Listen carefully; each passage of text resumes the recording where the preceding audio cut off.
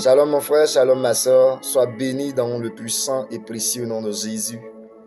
Je veux partager avec toi cette parole de l'Écriture dans le livre d'Osée, le chapitre 10, au verset 12, où les Écritures déclarent « Semez selon la justice, moissonnez selon la miséricorde, défrichez-vous un champ nouveau. Il est temps de chercher l'Éternel, jusqu'à ce qu'il vienne et répande sur vous la justice. » Nous disions que le Seigneur n'habite pas dans des maisons faites de mains d'hommes, mais il a décidé d'habiter en l'homme, qui est lui-même une de ses créations, sa créature. Et l'Éternel voulant habiter en nous, ayant le désir de tabernacler en nous, le Seigneur veut que cette maison dans laquelle il veut habiter soit comme un champ nouveau.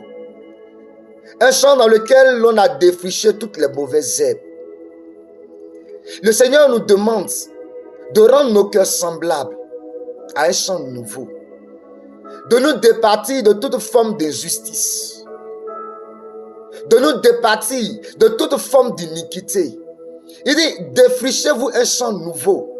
Il est temps de chercher l'Éternel. Que nos cœurs soient pleinement disposés à chercher le Seigneur.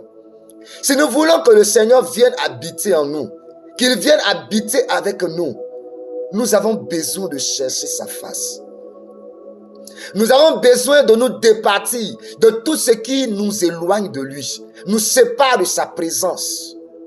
Les désirs du cœur, les pensées de l'esprit et de l'âme, les aspirations du cœur qui sont contraires à la volonté de Dieu. Nous devons nous en départir et chercher la présence du Seigneur. La quête de la présence de l'Éternel commence par une introspection personnelle sur l'état de notre âme, sur l'état de nos pensées, sur l'état de cette habitation dans laquelle nous voulons que le Seigneur vienne demeurer. Et à partir de là, nous nous présentons devant le Seigneur tel que nous sommes. Et nous demandons à l'Éternel de nous dépouiller des œuvres mortes de la chair. Nos cœurs doivent soupirer après l'Éternel. Et si nous soupirons après l'Éternel, la Bible déclare que si vous me cherchez d'un cœur pur et d'un cœur sincère, la Bible dit ici que l'Éternel lui-même viendra jusqu'à ce qu'il vienne et qu'il répande sur vous la justice. Le Seigneur viendra à notre rencontre et il répandra sur nous la justice. Il répandra sur nous sa vie. Que le Seigneur te bénisse ce matin. Au nom de